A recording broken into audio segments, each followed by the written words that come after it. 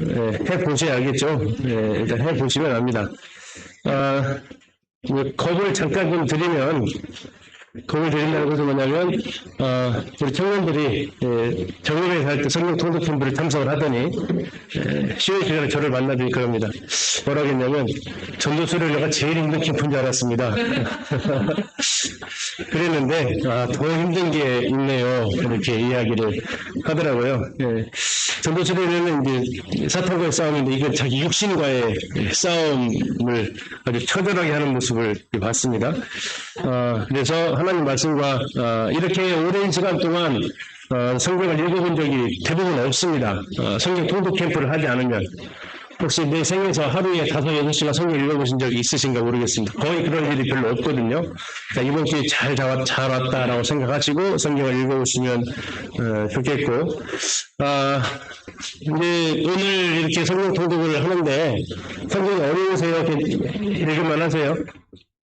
네, 어렵죠. 어려운 이유가 있습니다. 이게 역사적으로도 워낙 옛날 이야기고, 문화적으로도 우리와 너무 다른 문화권이고, 다음에 공간에 대한 이해도 전혀 없고요. 그런 다시 말하면 방해물들이 꽤 있습니다. 그래서 이런 부분들이 이제 어려운 부분이고, 또 하나 생각해 보면 하나님이 우리를 성경을 읽게 해주셨을까요? 못 읽게 하셨을까요? 충분히 읽으면 이렇게 해주셨다라는 거예요. 그래서 우리는 이제 선입견 때문에 어렵다라는 선입견이 대부분 있습니다. 우리 청년들도 얘기하다 보면 성경 어렵다라고 얘기하는데, 솔직히 한번 얘기해보자. 어려운 거냐, 낯선 거냐?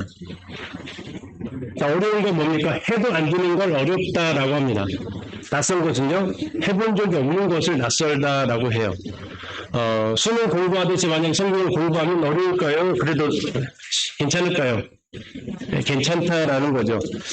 우리는 하나님의 말씀을 읽으면 이렇게 되어져 있습니다. 그런데 우리는 예전부터 성경을 하루에 한 장 이상 읽으면 너무 많이 읽는다라는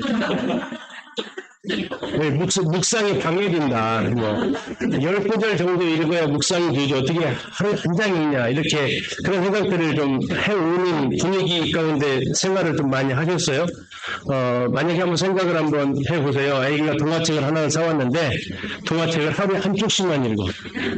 그래가 100쪽짜리를 3개월에 끝냈네요. 왜 그러냐. 묵상 좀 하려고. 어떻게 생각하세요? 발전적이니까 아니면은 좀 답답하죠. 답답합니다. 전체적으로 큰 그림을 볼 줄 알아야 작은 그림도 볼 수 있는데, 우리는 작은 그림의 퍼즐에만 집중하다 보니까 이 퍼즐이 무슨 큰 그림 속에 일부인지를 몰라요. 그러다 보니 그 퍼즐을 맞추기에만 급급하게 되고, 큰 그림을 못 그리니까 이 퍼즐이 때로 오해가 생깁니다. 왜 여기 빨간색이 들어가 있지? 왜 여기는 파여져 있지? 큰 그림을 알면 그게 맞춰지는데, 그냥 그 퍼즐 한 조각에 집중하다 보니까 우리가 가끔 오해를 하고 또 상상을 하고 이렇게 하는 모습들을 볼 수 있습니다. 그래서 그런 것들을 이제 도와드리기 위해서 성경 통독 캠프를 하고 있고요. 처음 성경 통독 캠프를 했던 것이 2007년도에 제 교회에서 청년들하고 2박 3일 동안 그때 이제 신약 성경을 다 읽었습니다. 죽비 같은 걸 들고 다니면서 잠자고 있으면 어깨를 툭툭 쳐서 깨우기도 하면서, 그때는 이제 이런 개관도 안 해줬어요. 그냥 읽었어요. 그냥 읽고, 못 자게 하고, 졸리면 일어서서 뒤에서 가서 하기를 하고, 하는데 그것만 가지고도 좋은 효과를 봤습니다. 그때 청년들의 고백은, 주와 멀어졌어요. 그래요. 2박 3일 동안. 이 성경을 읽으면서 다른 생각이 하나도 안 나는 거였죠. 그 자체. 그리고 이제 뿌듯함이 찾아왔어요. 와, 내가 2박 3일 동안 신약을 다 읽었다라는 것은 역사에 없었던 일인데, 이것이 생겼다라는 거죠. 성경을 읽기만 해도, 우리에게 삶의 변화를 가져다주는 책이기도 한데, 우리가 조금 더 이해하면서 읽으면 더 잘 보일 수 있겠습니다. 오늘 첫 시간을 쿰란으로 잡은 것은 성경의 사본이 발견된 곳이기 때문에 그렇게 잡아봤습니다. 우리 선생님 성경 읽고 있으신가요? 있죠. 성경 탐사행도 이렇게 열심히 하신다고 이렇게 들었습니다. 우리가 하나님을 온전히 알기 원한다면 하나님의 말씀을 들어야만 하죠. 또 하나님과의 교제를 하려면 혹시 지금도 환상 가운데 나타나시기를 기대하시거나 꿈 가운데 나타나시기를 기대하시는 분은 안 계실 겁니다. 하나님을 만나고자 하면 성경을 읽을 수밖에 없고요. 또 그리스도인답게 살기를 원하면 그리스도인의 매뉴얼이 성경이라는 거죠. 그런 성경을 읽어야 한다는 겁니다. 또 주님께서 원하시는 것을 알려면 또 성경을 펴야 되고 또 하나님의 말씀이 무엇을 말하는지를 제대로 이해하기 위해서는 우리가 성경이 약간 연구하는 부분도 필요하다는 겁니다. 성경은 하나님께서 우리에게 읽을 수 있도록 주셨지만 그러나 우리가 아무 생각 없이 읽는다고 해서 읽어지는 책은 아니다라는 거죠. 어느 책에서 제일 마지막 문구가 참 마음에 와닿았는데요. 한번 읽어보실까요? 혹시 시작.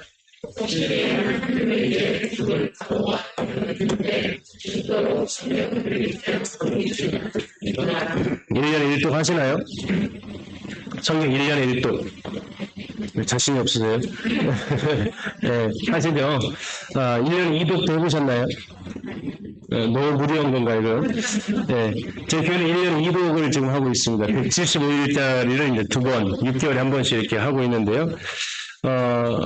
제일 처음에 이제 1년에 3독 했었습니다. 100일 통독 해가지고. 성도들이 시험을 좀 드시는 것 같아요. 1년 하시더니 조금만 좀 줄여주시면 좋겠다 해서 은혜를 베풀어서 1년에 2독 하는 걸로 이렇게 하루에 20분만 내십시오. 이렇게 해서 하기도 했습니다.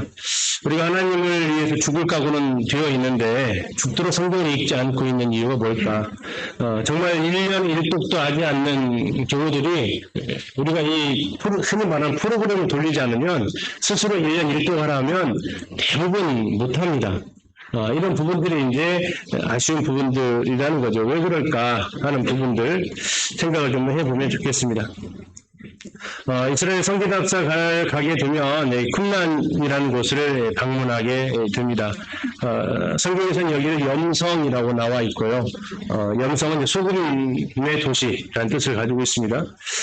이곳에 방문하게 되는 이유는 이곳에 이제 사회사본이 발견되었기 때문입니다.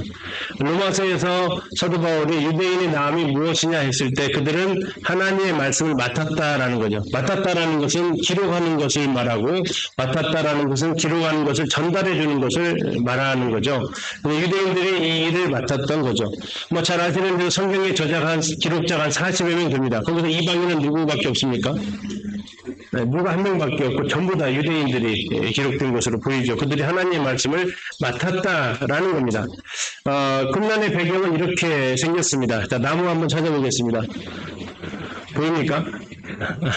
나무가 자랄 수 없는 환경 가운데 있죠. 그러면 뭐가 없다는 거죠? 물이 없다라는 겁니다. 물이 없다라면 건조하다라는 거예요. 건조하다라는 것은 썩지 않는다라는 겁니다. 그래서 이곳에 두루마리로 쓰여진 책이 썩지 않고 습기가 있어야 썩잖아요. 근데 그것이 저렇게 건조해가지고 없습니다. 물론 비가 약간 내리긴 하는데 뭐 식물이 자랄 수 있는 환경 자체가 되지 않고요. 자, 이곳에서 이제 그 SNF라는 예수님 당시에 그 공동체가 있었고 여기에서 그들이 따로 살면서 성경을 기록한 이런 일들을 이제 역사적인 사건을 통해서 확인하게 됩니다. 쿰란에 가면 동굴이 총 11개가 있습니다. 여기가 지금 1호 동굴이고요. 11개의 동굴에서 성경 사본이 발굴이 되었고 이것은 당시 거대한 이슈이기도 했습니다. 왜냐하면 성경이 진짜 믿을 만한 책이냐에 대한 이 논란이 계속해서 있었기 때문이죠. 잠시 영상을 통해서 1호 동굴 어디쯤 성경이 들어가 있을지 한번 찾아가 보도록 하겠습니다. 그래서 이제 가고 있는데, 자, 보시죠. 그 거리가 어느 정도나 되는 건가요? 도로에서 동굴까지. 일단 제가 차를 대고는 한 1.5km 정도 갔죠. 그러나 왜 쿰란에 그런 그 은근 공동체가 생겼느냐라고 하는 것을 보면 예루살렘에서 보면 굉장히 구석진 곳이었죠. 쿰란 제1국으로 발견이 되었을 당시에는 저 위에 있는 구멍이 더 똑같습니다. 이제 요 위가 이제 첫 동굴이 요런 역시 이제 들어가고 나가기 위해서 이제 판 곳인데 네. 바로 이곳에 네. 숨겨놓았던 2000년 전의 성경 사본이 발견됩니다. 야, 정말 놀랍네요. 이곳에서 이렇게 허름하고 또 외진 곳이지만 이것이 처음 세상에 이렇게 비춰졌을 때 세계가 놀랐습니다. 그랬을 것 같아요. 네. 저런 곳에서 성경이 나오다니 정말 누가 생각을 했을까요? 그리고 이제 에세르파의 지파들이 이제 그 수련한 걸로 이제 성경을 필사를 했는데 네. 이제 로마가 쳐들어오고 네. 이것이 이제 세상에 알려질 걸 대비를 해서 네. 미리 여러 이 쿵난 지역의 동굴에 이제 그 사본들을 보관해 놓은 거죠. 그렇군요. 그리고 이제 비빈 나고 로마에서 이렇게 되면서 이제 쿵난의 이 공동체가 세상에 사라졌다가 네. 2000년 만에 발견이 되고 네. 드디어 이것을 시작으로 이제 우리가 곧 가게 될 쿵난의 공동체들이 살던 건물, 집, 다양한 것들을 이제 오늘 보시게 됩니다. 네. 그래서 한번 보니까 거기서 이제 발견됐던 이 쿰란 안에 있었던 것들입니다. 빗도 발견이 되고요. 머리빗도 있고 야자수로 밧줄도 만들고요. 컵도 있고 신발도 있습니다. 바구니도 이렇게 만들고요. 사람이 사는 곳이었죠. 여기는 이제 그들이 미크베라고 하는데요. 성경에 가면 그들이 하나님이라는 글자를 쓸 때마다 목욕을 하고 와서 써야만 했습니다. 전생에 일단 읽어볼 텐데요. 하나님이라는 단어가 꽤 많이 나옵니다. 그러면 쓰기 전에 목욕하고 와서 하나님 쓰고 또 이제 태초에 하나님이 그러면 이제 태초에 쓰고 이제 목욕으로 가가지고 나와서 다시 쓰고 또 하다가 하나님 이르시려면 또 목욕하고 와서 쓰고 일장만 쓰려고 여기를 몇 번 들어가야 되는 거죠. 네, 정신 바짝 차리고 정결한 마음으로 그 하나님이라는 글자를 쓰기 위해서 이렇게 되는 거죠. 여기 보시면 입장과 투장로가 다릅니다. 이게 이 사람 입장하고 있고 투장로가 달라요. 이게 다른 이유가 뭘까요? 자, 정결하게 갔는데, 들어온 사람은 지금 부정한 사람이잖아요. 둘이 부딪히면 어떻게 돼요? 네. 우리가 이제 코로나 때문에 이거 접촉이라는 것을 아주 이제 잘 아시잖아요. 이 접촉되면 다시 부정이 다시 들어와야 되니까, 입장과 투장을 다르게 해서 이렇게 들어가는 곳이 곳곳에 이렇게 되어져 있고요. 이곳에 가면 또 이제 먹고 살았던, 또 그릇들이 이렇게 다 토기로 되어져 있습니다. 이곳에 이제 식당이고요. 식당에 모여서 밥을 먹었던 사진들이 이렇게 사진 속에 이렇게 되어져 있습니다. 마치 군대 내무반식으로 쫙 앉아가지고 식사를 하고요. 자, 이곳에서 제일 부족한 게 뭘까요? 물입니다, 물. 그래서 물을 저장하기 위해서 물 저장고를 이렇게 팝니다. 그리고 이제 비가 오는데, 비가 오면 한 방울도 놓치지 않기 위해서 이런 물을 다 인중하고, 다음에 물이 스며들지 않도록 방수 처리를 이렇게 다 해서, 이거 한 방울의 물도 이렇게 허투루 쓰지 않는 그들의 모습이고요. 지금 이제 이 보이시는 곳이 제 4호 동굴입니다. 성기답사 가면 1호 동굴은 가지 않습니다. 왜 안 가냐면, 거기 갔다 올라오면 한 1시간 이상 걸리기 때문에 시간을 아끼기 위해서 못 가고요. 또 하나는, 1호 동굴도 분명히 가치가 있는데 저 4호 동굴의 가치가 더 크기 때문에 그렇습니다. 예사에서를 제외하고 거의 모든 성경이 여기에서 다 발굴이 되었기 때문에 그렇고요. 하나님의 말씀 영원히 있다라는 것을 이제 알게 된 배경인데 도대체 어떻게 저기서 성경 사본을 발견하게 되었느냐라는 거죠. 1947년에 염소를 돌보고 있던 목동들이 있었고요. 그런데 그 염소가 길을 잃고 나갔습니다. 그럴 때 목동들이 이제 뭐 해야 됩니까? 찾으러 가야 됐고요. 근데 여기서 어떻게 찾을까 하는데 불 속에 들어가 있을 수도 있잖아요. 근데 여기 함부로 못 들어갑니다. 왜 그러냐면 여기 광야에 사는 동물들이 있습니다. 상당히 이 박제해가지고 이렇게 전시를 해놓은 곳을 봤는데, 잘못 만나면 이제 위험하기 때문에 못 들어가고, 어떻게 했을까요? 여기에다 돌을 던져 본 겁니다. 그러면 염소가 맞으면 뭐 염소 울음소리를 기대를 했겠죠. 그런데 돌을 던졌는데 염소 울음소리가 나는 게 아니라 쨍그랑 소리가 난 거죠. 그래서 뭐가 있을까 하고 이제 들어가 보면서 여기에서 이제 아까 했던 에스더서하고 이사야서 일부를 제외하고 구약 성경 전체가 발굴이 되었습니다. 당시 발굴되었을 때의 모습을 이쪽으로 이제 옮겨가지고 제안을 해 놓은 것이고요. 지금 여기에서 나온 것을 이스라엘에 가면 사회 그 문서 박물관이 따로 이렇게 있습니다. 그곳에 이렇게 이사야서 사본을 이렇게 전시를 필름으로 만들어놔서 쭉 전시를 해 놓고 있죠. 돌에 맞아서 깨진 항아리에 이렇게 들어가 있었고요. 또 뭐 이 하나의 성경 전체를 다 담을 수는 없겠죠. 여기서 말하는 건 신약은 여기 담겨 있지 않습니다. 구약만 담겨져 있는 겁니다. 자, 이렇게 이제 항아리 이렇게 되어져 있습니다. 자, 이것이 이제 나오면서 도대체 무슨 중요성이 있었느냐 하는 것을 잠시 영상을 통해서 한번 보도록 하겠습니다. 수천 년 동안 두루마리 900여 개가 황량한 동굴 속에 숨겨져 있었고 대부분이 태평로 조각나면서 끝없는 의문을 불러일으켰습니다. 사해문서는 근대에 발견된 가장 오래된 고대 문서로 가장 완전하게 정집의 형태를 갖추고 있으며 발견된 지 60여 년이 지난 지금까지도 예수가 태어났던 유대교 세계에 대한 의문을 불러일으킵니다. 때론 염소를 잃어버리는 것과 같은 아주 사소한 일이 역사를 바꾸기도 합니다.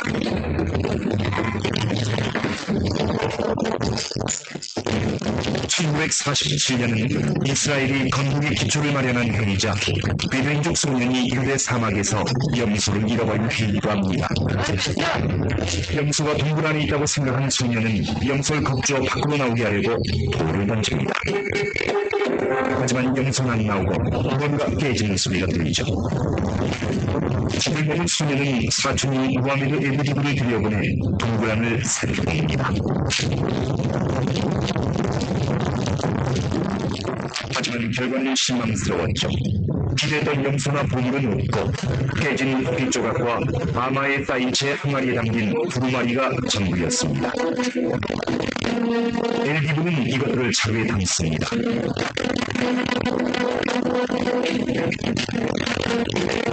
이 보물의 가치를 알리없는 소년은 민족의 천막 기둥에 며칠 동안 걸어놓습니다. 결국 소년은 두루마리 몇 개를 베들레헴의 구구수 통장에게 $4에 팔아버립니다.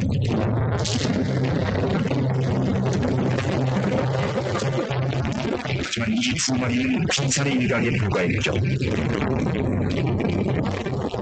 두 마리를 시작으로 두 마리 900여 개가 추가로 발견됐고 수기 100년 이전에 쓰인 성서 중 유일하게 남아있다는 점에서 종교적, 역사적 가치는 이루 말할 수 없습니다.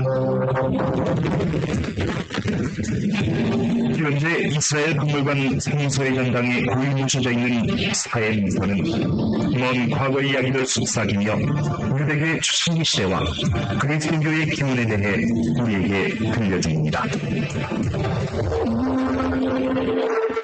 여기에는 우리가 이미 알고 있는 성서 속의 이야기가 담겨 있고 거의 모든 구약 성서를 여러 번씩 필사해 놓았습니다. 그중엔 창세기 4권 20권, 출애굽기 4권 17권, 시편 4권 37권도 있죠. We've got every book of the Hebrew Bible in there, except for the book of Esther.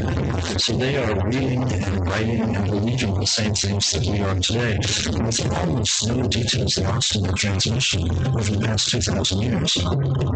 Once people expose this, 사해문서가 가져다준 충격을 이해하려면 문서가 발견됐던 뜨거운 사막으로 돌아가야 합니다. 사해문서는 지구에서 해발 고도가 가장 낮은 유대 사막의 사해 지역에서 발견됐습니다. 이곳의 척박한 환경 덕분에 사해문서는 오랜 세월 동안 보존될 수 있었죠. 1947년 극적인 첫 발견 이후 이 지역의 다른 동굴에서도 골든그의 탄탄들이 발견됐습니다. 동굴은 군란이라는 고대 유적지 주변에 산재해 있고 가장 근접한 동굴은 15m 거리에 있었습니다. 발견된 두 마리 중엔 온전한 것도 있고 손상 정도가 심한 것도 있죠. 이들은 서로 다른 세계 언어로 쓰여 있습니다. 고대 히브리어, 아랍어, 그리고 그리스어입니다. 두루마리의 재질은 대부분 양피지고 파피루스로 있죠. 자, 이게 1947년에 발견이 됐고요. 저들이 뭐 길게 잡아도 AD 100년 정도에 저걸 맡긴 겁니다. 그럼 몇 년 동안 저게 보존된 겁니까? 한 1800년, 1700에서 1800년 정도 시간이 지났는데도 저게 보존이 되어져 있었다라는 거죠. 저게 이제 기후가 되고요. 이게 중요한 이유 중에 뭐 뒤에서 잠깐 나오겠지만 중요한 이유 중에 그 전에 이제 그럼 이거 사해 사본 이전의 사본은 어떤 사본이냐라고 이제 마수라 사본이라는 게 있는데 이게 한 쉽게 한 AD 1000년 가까이 됩니다. 그러니까 너무 사본과 사본 사이 너무 길다 보니까 이게 왜곡되어질 수도 있지 않냐라고 이렇게 늘 성경에 대해서 비평하는 사람들이 있었죠. 이 기독교의 역사를 보게 되면 기독교 역사의 초기 단계, 예수님 당시에 대해서 이 흔히 말하는 안티들, 또 성경에 대해서 반대하는 사람들은 그때 당시에는 예수님의 신성과 인성에 대해서 수많은 도전을 했습니다. 그런 사람으로 오지 않았다, 또는 그는 하나님의 아들이 아니었다라는 그런 예수님에 대해서 많은 도전을 했었고요. 그게 어느 정도 잠잠해지면서 두 번째 그들이 도전했던 것은 교회였습니다. 교회를 핍박하기도 하고 다음에 교회를 정치하고 이렇게 일체화하면서 타락시키기도 하고요. 그리고 이제 요 근래에 19세기, 20세기 또 21세기 넘으면서 사탄의 주요 공격 대상은 성경입니다.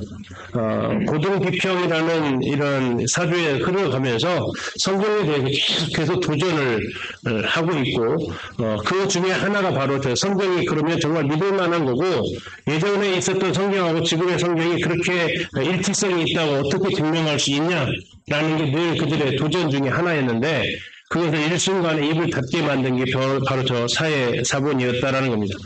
중간에 들어와 있는 이 사본이 앞에하고 뒤하고 했는데 양쪽에 두 개가 너무 차이가 나는 것을 중간에서 딱 연결해주면서 일치하고 있다.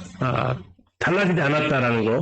거의 이제 뭐 일부 99점 몇 퍼센트 정도 되는데요. 이 사람이 이제 필사를 하다 보니까 그런 과정들이 있고 그래서 여기에 대해서 이제 그들이 더 이상 문제제기를 못하는 일이 됐죠. 국면에 가보면 이렇게 전시를 해놨습니다. 물론 이제 당시 두루마리 쭉 펼친 부분이고요. 그래서 이 성경이 1000년 동안 필사가 과정되면서 변하지 않았다라는 것을 확인해주는 경우가 됐습니다. 자, 이 사해 사본이 우리나라에 왔었습니다. 대부분의 사람들이 잘 모릅니다. 저도 이제 왔다 간 뒤에 알아가지고 거기 박물관 측에 요청해가지고 그 책자만 이렇게 받아서 보관을 했는데 책이 굉장히 두툼하게 되어져 있어요. 자, 그거 했을 때에 MBC에서 이것을 뉴스로 방송을 했었습니다. 현존하는 가장 오래된 성경인 사해사본 진본이 처음으로 국내에 선보였습니다. 민호철 기자가 전합니다. 2000년 전 양피지의 손으로 쓴 구약성경 사해사본 중 이사야서 주에서입니다. 유대교의 한 유다가 생활했던 사해 근처 집터에서 60년 전에 발견된 성경으로 메시아의 도래를 예언했습니다. 바로 이것이 사해사본이 발견된 쿰른 사동굴을 재현한 곳입니다. 그리고 이것이 바로 사해사본이 발견된 항아리입니다. 사해사본의 발견은 성경 역사에 큰 획을 그은 20세기의 경이로 평가됩니다. 이전에 있었던 구약 성경이 기원 후에 쓰여졌다라는 기록에 대해서 그 학설을 완전히 소멸시킨 그런 발견이라고 할 수 있고요. 이스라엘과 요르단이 머물러 지정하고 있는 사해사본 진본이 한국의 첫 나들이를 했습니다. 예. 그때 못 가셨으니까 보시려면 이스라엘 가셔야 된다라는 겁니다. 가시면 보실 수 있습니다. 이게 이제 그 사본들인데요. 사본 남긴다는 우리가 이제 오늘 읽으신다고 했잖아요. 읽는 게 쉬우실 것 같아요. 쓰는 게 쉬울 것 같아요. 읽는 게요. 그래도 우리 성목교회 그 장로님들은 약간 좀 착하신 것 같아요. 종업은 쓰게도 시키거든요. 써봐라. 다 쓰진 않고 체험하게 한두 장이라도 써봐라. 그래서 그 얼마 되지 않는 10분이라는 그 쉬는 시간을 뺏어가지고 쓰셔야 되는데 여기는 그런 시간은 없으신 것 같습니다. 이렇게 이제 써가야 되는 거죠. 그리고 이제 아까 말씀드린 대로 이 사회박물관 그 항아리의 뚜껑을 구조화했습니다. 아까 항아리 있었잖아요. 그 뚜껑을 구조화해서 이 밑에 박물관이 들어가면 이제 이사회서가 이렇게 전시되어져 있다라는 거죠. 자, 여기에서 이제 하면서 유대인들이 물론 성경뿐만 아닙니다. 그들이 기록 사본을 남길 때 이 규칙들이 있는데요. 몇 가지만 좀 소개를 좀 해드리겠습니다. 첫 번째, 송아지 가죽을 사용합니다. 보관이 좀 더 오래되어야 하는 것 같습니다. 사람도 젊은 사람 좋아하는데 소도 이렇게 젊은 송아지를 사용하게 되고요. 자, 앞에서 말씀드렸던 대로 하나님이라는 단어, 여호와라는 단어가 등장할 때마다 목욕을 해서 써야 되는, 목욕하는 것에 가서 뭐 이렇게 들어갔다 나오면 됩니다. 뭐 방법이 단순합니다. 들어갔다 나오면 되고 이제 옷 갈아입고 닦고 이제 그런 과정들이 됐겠죠. 다음에 이제 하나님이라는 단어가 등장할 때마다 펜을 씻어야 됐고, 펜도 정결 예식을 하는 거죠.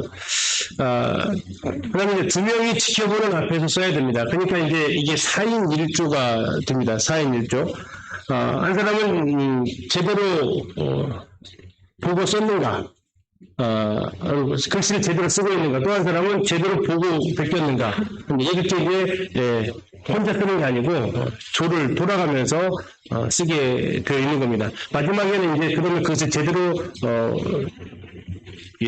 사본을 했는가 하고 글자 개수까지 세고요. 한 페이지에 처음 글자, 구석 글자, 이 네 군데 글자를 똑같은 글자가 들어가 있어야 됩니다. 그래야 이제 합격을 받는 거죠. 상당히 엄격하게 이렇게 필사를 합니다. 철이 들어간 펜, 뭐 두 가지 이유가 있다고 합니다. 이건 이제 전쟁을 뜻하기 때문에 하나님 말씀에 대해서 그렇게 할 수 없다. 아니면 철이 들어가게 되면 이 부식이 된다. 철 성분 때문에 그래서 못 쓰게 한다. 뭐 이렇게 두 가지 이야기를 또 하긴 합니다. 내가 썼던 사본은 다시 필사하지 않는다. 그 이유는 틀린 것을 다시 필사할 수 있기 때문에 규칙이 있고요. 필사할 때는 절대 다른 곳을 보지 말 것이라는 겁니다.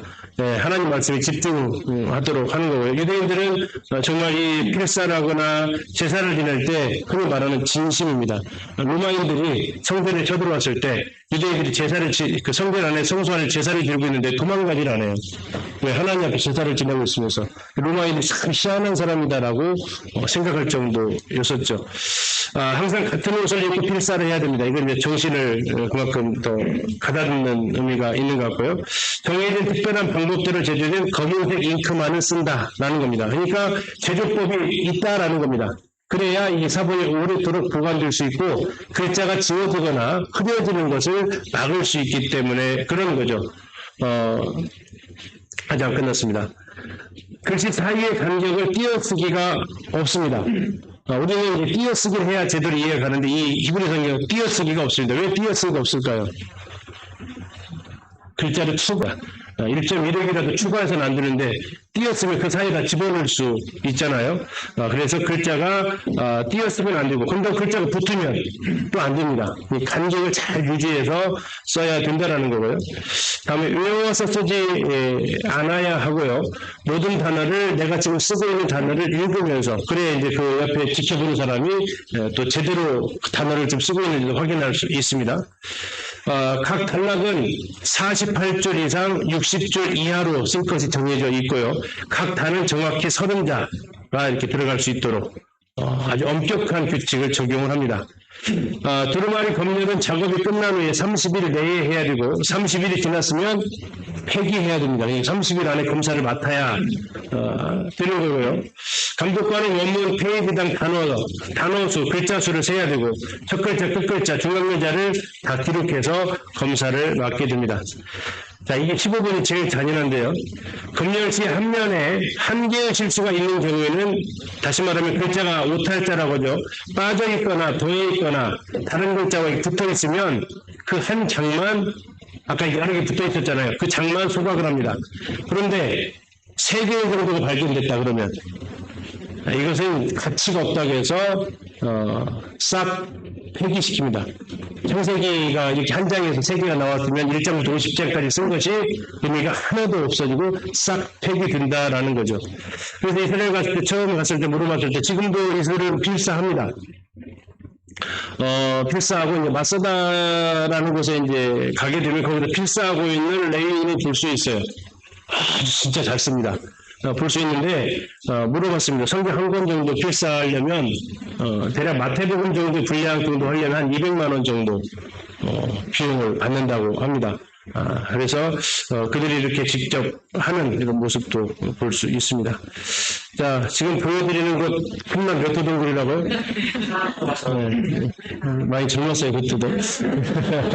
예, 4호 동굴, 손가락 4개를 편 이유가 4호 동굴이라는 겁니다. 이렇게 처음 방문했을 때 그 인상을 지금도 참 강하게 가지고 있습니다. 하나님의 말씀에 대해서 그렇게 귀하게 생각하고 써내려갔던 사람들, 나는 얼마나 하나님 말씀에 대해서 귀하게 생각했는가 하는 것들을 생각을 하게 됐습니다. 나는 하나님 말씀에 대한 경외감이 있는가 하는 거죠.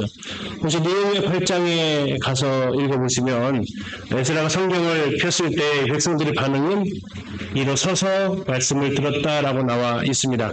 우리 하나님 말씀에 대한 경외감이 있는가?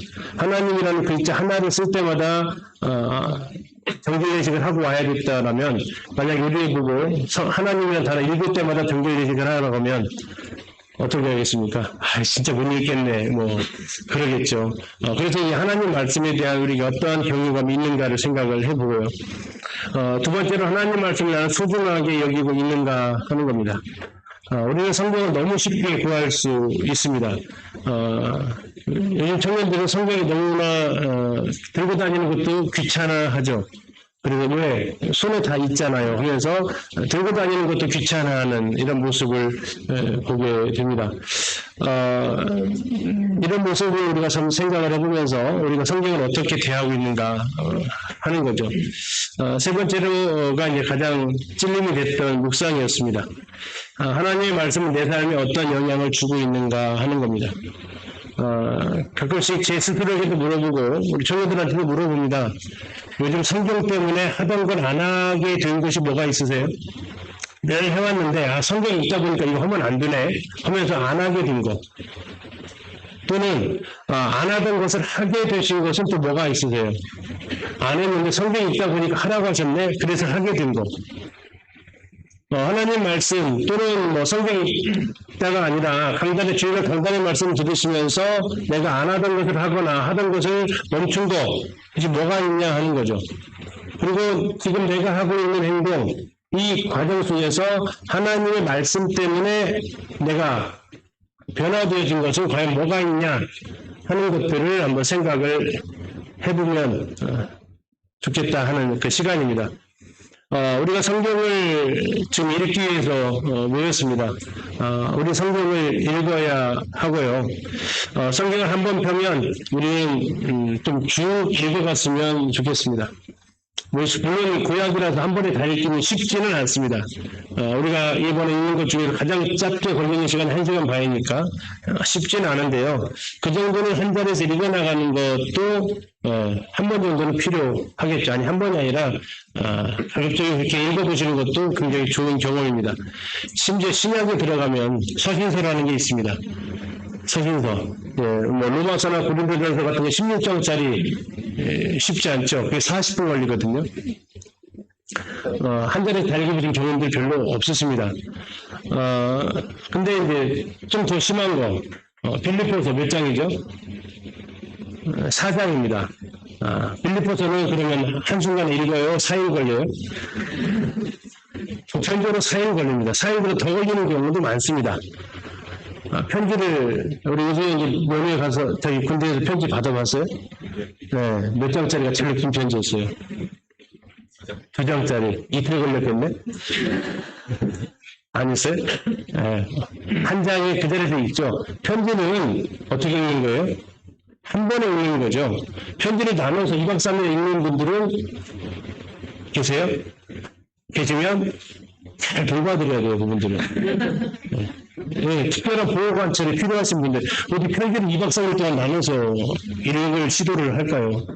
얼마나 그 사람에 대해서 모으면, 얼마나 그 사람에 대해서 관심이 없으면 2박 3일간 묵혀서 이렇게 읽는 그런 부분. 빌립보서가 나한테 안 써서 그런가요? 우리가 하나님 말씀을 조금 더 대하는 것이 좀 달라졌으면 좋겠다 하는 겁니다. 또 하나는 이제 성경을 읽도록 도와줄 필요가 분명 있다라는 겁니다. 그래서 성경을 읽으세요, 성경을 읽으세요만 했지, 안 읽어주는데 읽도록 도와주지는 않았다라는 것이 제가 이제 신앙생활 해오면서 경험했던 겁니다. 그러면서 이제 무슨 용기가 났는지는 모르겠지만 우리 후배들한테는 그런 어려움을 주지 않았으면 좋겠다, 그런 생각을 하게 됐고, 그래서 읽으라가 아니라 읽으라고 이렇게 말해주는 게 아니라 읽도록 해주는 거, 이게 필요하겠다라는 생각을 했습니다. 그래서 보통은 창세기부터 계시록까지 배열도 순서로 읽죠. 이건 이제 또 다른 방법도 있습니다. 연대기적 순서, 성경 기록된 순서로 읽는 거. 열왕기 상하를 읽으면서 선지서를 끼워 읽는다든가, 사도행전을 읽으면서 서신서를 끼워 읽는다든가, 그러한 과정도 필요하다라는 거죠. 그럴 때 성경의 큰 흐름을, 큰 그림을 우리가 보면서 읽으면 성경이 달라진다라는 겁니다. 우리가 성경을 읽어야 하는 이유입니다. 이 책이, 성경이 당신을 죄로부터 보호해 줄 것입니다. 그렇지 않으면, 다시 말하면 당신 성경을 읽지 않으면 죄가 당신을 이 책으로부터 멀리 떨어뜨려 놓을 것입니다. 우리 삶 속에 죄가 들어오면 성경부터 읽지 않습니다. 그러나 앞에서 잠깐 말씀드렸던 대로 2박 3일 동안 신약 성경을 읽으면서 우리 청년들이 했던 말이, 성경만 읽었는데 아무것도 해주지 않았거든요, 진짜. 교관도 없고 뜻당도 없고 아무것도 안 해서 성경만 읽었단 말이에요. 근데 그것만 해도 죄에서 멀어지는 것을 경험을 했다고 이야기를 합니다. 죄가 성경으로부터 나를 멀리 떨어뜨려 놓든지, 성경이 나로부터 죄를 멀리 떨어뜨려 놓든지, 이 둘 중에 하나가 이루어진다라는 거죠. 우리 성도님들은 이 두 책 중에서 어느 책을 가지고 계십니까? 어느 책을 가지고 계세요? 네? 물론 올해 성경 좀 읽어보려고 새 거 샀는데 또 이때 이렇게 얘기하면 시험 주시겠죠. 그런 거 말고 내 평소 책 어떠한 상태냐는 거죠. 이 책의 곳곳에 당신의 손때가 묻어있다면 당신의 삶은 거룩해져 있을 것이다. 그러나 이 책이 깨끗하게 보존되어 있다면 당신의 삶은 죄로 얼룩져 있을 것이다. 한마디로 말하면 성경이 더럽든지 삶이 더럽든지 라는 거죠. 우리가 성경을 물론 막 더럽게 보라는 건 아닙니다. 손때가 묻게 봐야 된다라는 거죠. 성경을 봐도 언제든지 새 책 같은 느낌이 아니라 성경이 정말 딱딱 펴면 그 곳이 딱 나올 수 있게끔 되어져 있는, 이렇게 한 번은 이제 했더니 우리 아들이 그냥 성경 모든 절에다가 색연필로 다 칠하는 그렇게 더럽게 하는 게 아닌데, 다 쳐놨더라고요. 왜 이렇게 다 중요하잖아요. 이렇게도 얘기를 하는. 제 입을 막아버렸어요. 그렇죠. 다 중요하죠. 근데 이제, 메모도 하고, 밑줄도 치고, 가끔씩 침 흘린 장면도 있어도 괜찮아요. 성경에 이따가 침 흘린 장면도 있어도 괜찮습니다. 어쨌든 이 내 삶의 그 흔적들이 다 묻어나 있는 거니까, 우리가 성경을 손때가 묻어 있으면 우리 삶이 깨끗해질 수 있다라는 거죠. 오늘날 기독교가 겪고 있는 커다란 비극은 많은 성도들이 하나님의 말씀 권위 아래 있다고 하면서도 실제로는 성경을 읽지 않고 있다는 것이다. 특히 흔히 말하는 우리 브레드린은 성경을 치유의 권위로 다 인정합니다. 그래서 우리는 성경적으로, 성경대로 하려고 노력한다라고 흔히들 우리 스스로를 소개하기도 하죠. 그런데 성경대로 하려고 하고, 성경적으로 살려고 하고, 성경대로 교회를 운영해 가려고 한다는데 성경을 몰라요. 그러면 이것은 정말 모순이죠. 우리가 정말 성경을 읽어야 하는 이유가 하나님 말씀에 그대로 실천하기 위한 부분입니다. 모임에 참석해서 말씀을 듣고 배우는 일이 우리가 직접 하나님의 말씀을 읽도록 자극하고 촉진하는 역할을 해야지 그것으로서 성경을 읽고 공부하는 일을 다한 것으로 생각해서는 안 된다. 이게 다시 말하면 캠프 부분입니다. 캠프 갔다 오면 말씀 많이 들으니까 효과가 어느 정도 가요? 얼마 가요? 3일. 네. 뭐 길면 일주일 갑니다. 그리고 다시 원상복귀 되잖아요.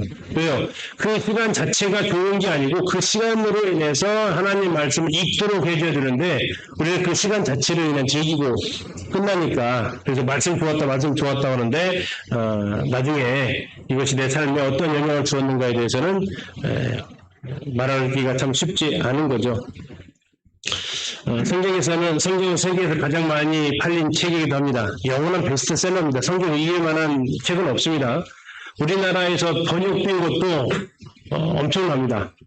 한글로 번역된 성경이 몇 개나 될 것 같으세요? 현재 가지고 계시는 개정 개혁판입니다.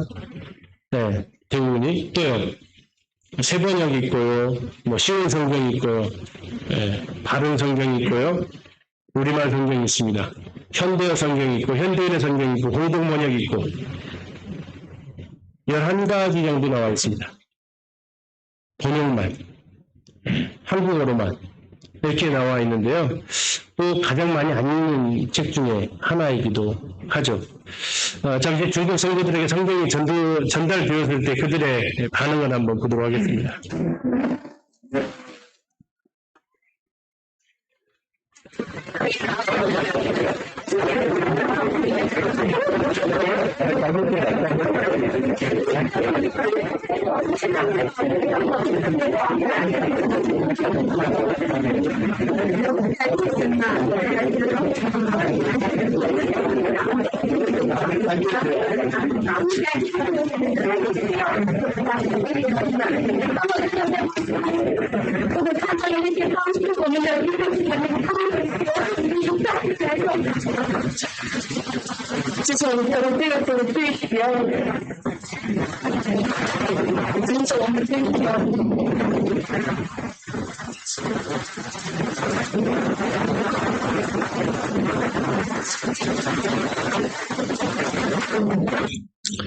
성경이 좋은 성경도 드린 게 아니에요. 표지가 뭘로 되어 있는 것 같아요? 비닐입니다, 비닐. 요즘 한국에서는 비닐 성경 쓰지도 않아요. 소가죽, 통가죽, 막 이렇게 광고를 하죠. 성경을 받아들였을 때 저들이 감격해하는 모습을 보면서 좀 많은 반성을 하게 됩니다. 우리는 하나님의 말씀에 대해서 얼마만큼의 갈급함이 있는가. 끝으로 한 사람을 좀 소개하려고 합니다. 우리 교회학교 교사들이 꼭 기억해야 될 사람이죠. 존 워너메이커라는 분입니다.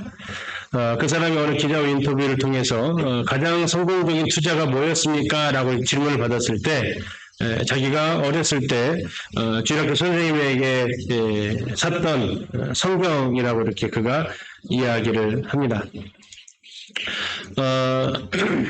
존 워너메이커 미국에서 굉장히 유명한 사람이죠. 백화점의 창시자로 이야기를 하고 있고요. 백화점 왕이라고도 합니다. 또 YMCA를 창설하기도 하고 또 우리나라에 YMCA 건물도 지어준 사람입니다. 그가 84세가 되던 해에 사업가 60년을 맞았을 때 신문기자가 질문합니다. 회장님, 지금까지 투자한 것 중에서 가장 성공적인 투자는 무엇이었습니까? 그는 답변을 마음속에 담고 있었다는데 잠시 머뭇거림도 없이 이렇게 대답했다. 내가 10살 때 최고의 투자를 한 적이 있지요. 그때 나는 $2 75센트를 주고 예쁜 가죽 성경 한 권을 구입했어요. 이것이 내 인생에 있어서 가장 위대한 투자였습니다. 왜냐하면 그 성경이 오늘의 나를 만들어 주었기 때문입니다. 기자가 다시 물었다. 그렇다면 성경만 구입하면 성공할 수 있나요? 그렇지 않습니다. 먼저 하나님의 말씀을 믿고 말씀을 실천해야 하죠. 하나님을 신뢰하며 즐겁고 기쁘게 일하다 보면 성공은 어느새 당신의 옆에 다가와 있게 됩니다. 하면서 했던 성경이 만든 사람이라는 별명을 전광 목사가 이렇게 지어줬습니다. 내 인생의 최고의 투자, 그건 하나님의 말씀을 사는 거였다. $2 75센트를 주고. 우리는 아까 영상에서 성경의 가치, 사회사본의 가치를 몰랐던 베두인 목동들을 보았습니다. 그들은 사회사본을 얼마에 팔았습니까? $4에 팔았습니다. 아마 그 사람한테 인생 최악의 거래가 뭐였습니까? 물어본다면 그걸 $4에 팔았던 것이죠. 그 가치를 알았다면 몇백억 달러를 주고도 바꿀 수 없는 그 가치가 있었던 거죠. $4에 성경을 파는 베두인 목동이 될 것인가? $2 75센트로 성경을 사서 그의 인생을 바꾼 존 워너메이커가 될 것인가? 우리는 어떠한 투자를 할 것인가? 2박 3일이라는 시간을 성도님들이 사용하시게 될 겁니다. 나중에 우리 인생을 돌아봤을 때, 올 한 해를 돌아봤을 때, 올 한 해에서 가장 시간을 잘 쓴 시간이 언제였나요? 물으시게 되었습니다면 여러분들이 이 시간을 이야기를 하셨으면 좋겠습니다. 그때 하나님 말씀을 읽으면서 그 말씀이 올 한 해의 나를 움직이게 되었습니다. 라고 고백할 수 있으면 좋겠습니다. 우리는 성경에서 두 교회를 만나게 됩니다. 데살로니가 교회와 베레아 교회를 만나게 되는데요. 어느 교회가 더 좋은 교회로 보이세요? 베레아 교회를 더 좋은 교회라고 보통 이야기합니다. 한 구절 말씀 때문에 그렇죠. 그럼 데살로니가 교회는 하나님 말씀을 어떻게 들었다라는 걸까요? 데살로니가 성도들처럼 말씀 들으세요? 아니면은 안 들으세요? 우리는 데살로니가 성도들을 베레아 때문에 그런 이유 몰라도 약간 낮게 봅니다. 한번 그들은 어떻게 들었나 한번 보실까요? 같이 한번 읽어보시겠습니다. 시작.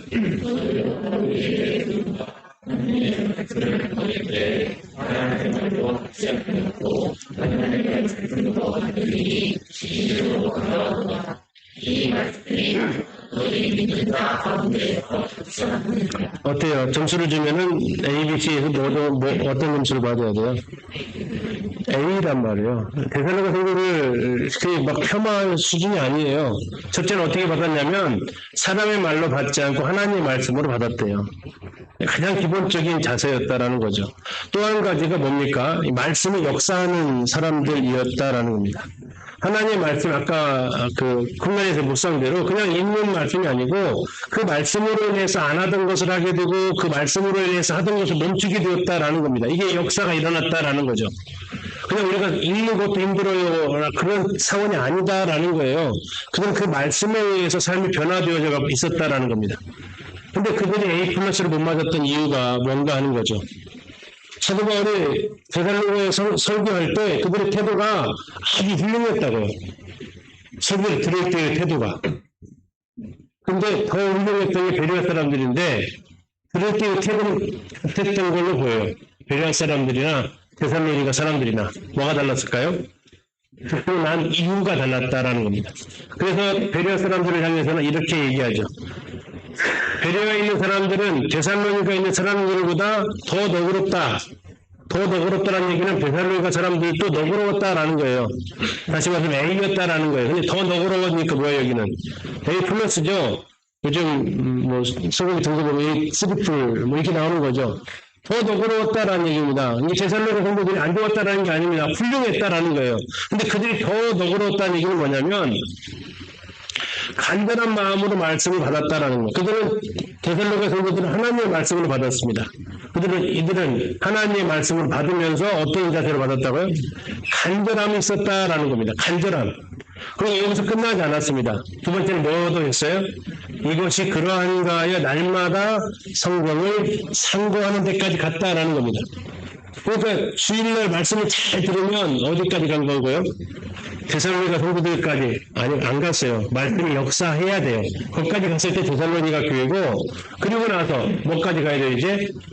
예, 그 내가 하나님 말씀을 받을 때에 간절한 마음으로 받냐라는 거. 두 번째는 그리고 돌아가서 집으로 돌아가서 지금 하시는 대로 날마다 성경을 상고하고 있느냐 하는 것. 이것이 데살로니가 교회와 베레아 사람들의 가장 큰 차이점이다라고 성경은 이야기를 하고 있습니다.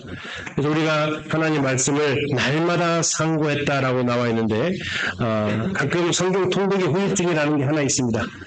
모세오경까지 읽으면요, 야, 올해 성경 통독에 한 3분의 1을 한 것 같아. 그래서 좀 쉬었다 읽으면 되겠다, 이렇게. 그러한 생각하지 마시고, 탄력 받았을 때 한번 쭉 빼보십시오. 그래서, 우리가 하나님 말씀을 베레아 사람들처럼 읽으셨으면 좋겠습니다. 예, 10분에, 이제 드디어 창세기 시작하도록 하겠습니다. 10분 쉬겠습니다.